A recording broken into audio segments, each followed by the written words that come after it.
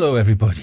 Firstly, many apologies for the lack of videos lately. I've been sadly struggling on the health front a bit. What with that and my main photography, well sort of photography channel, something had to give and it was this one. Sorry. Now, while I haven't abandoned this channel, I'm not promising to all of a sudden start churning out more videos. We'll have to see. But for now, I thought I'd respond to a request to bring more joy into the world from a channel called Randaro's Musicworld. It's linked up above somewhere, if I can remember how to do that. Now, I believe the thread calls for album covers that make you happy, but I figured I'd deviate from that, if that's okay, and just talk about one song that makes me really happy every time I hear it. It's my favourite song from my favourite band, and is also my favourite tune of all time.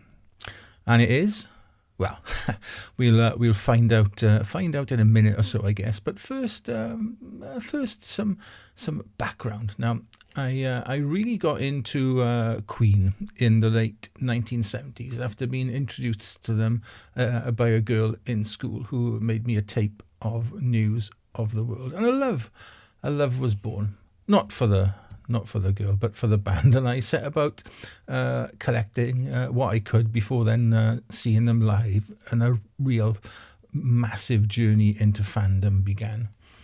My copy of A Day at the Races was bought in probably 1979 or 1980 and is a Japanese import. Now, sadly, at that time, I had no regard for the monetary value of records, shall we say, and I didn't keep the Obi strip, foolishly now I know, but my copy is Japanese enough, I guess, with a different label and a plastic inner sleeve instead of the usual paper or polylined effort I was used to at the time. I did, though, keep the inserts that came with the record, and for a while I was obsessed with collecting the band's Japanese import 45s, and I've still got quite a few, 5 or 6 in fact, from back in those early collecting days.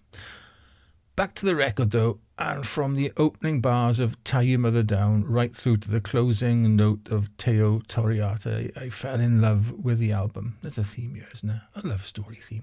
But it wasn't the massive hit single in the shape of Somebody to Love that I preferred, but instead it was an obscure album track penned by bassist John Deacon and called You and I that I enjoyed the most.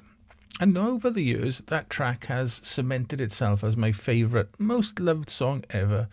It's just a simple pop song too, no hidden meaning or complexities, just a straightforward, really lovely, catchy tune. And for one reason or another, I believe they never ever played live.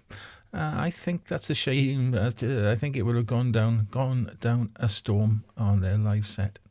I also think it was only the third song John ever got published on an album, the first two being Misfire from Sheer Heart Attack, and then the massively successful Bohemian Rhapsody follow-up in the shape of You're My Best Friend from A Night at the Opera.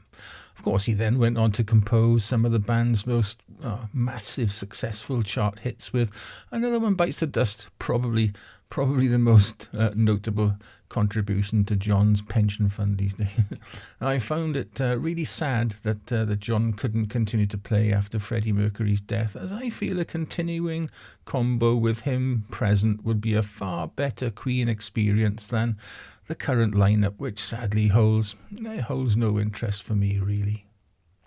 Anyway, there is my contribution to Randaro's Musicworld thread, and I hope it has helped bring him and everyone else some cheer. Right then, until next time, whenever that may be, just be nice to each other, okay? Ta-ra.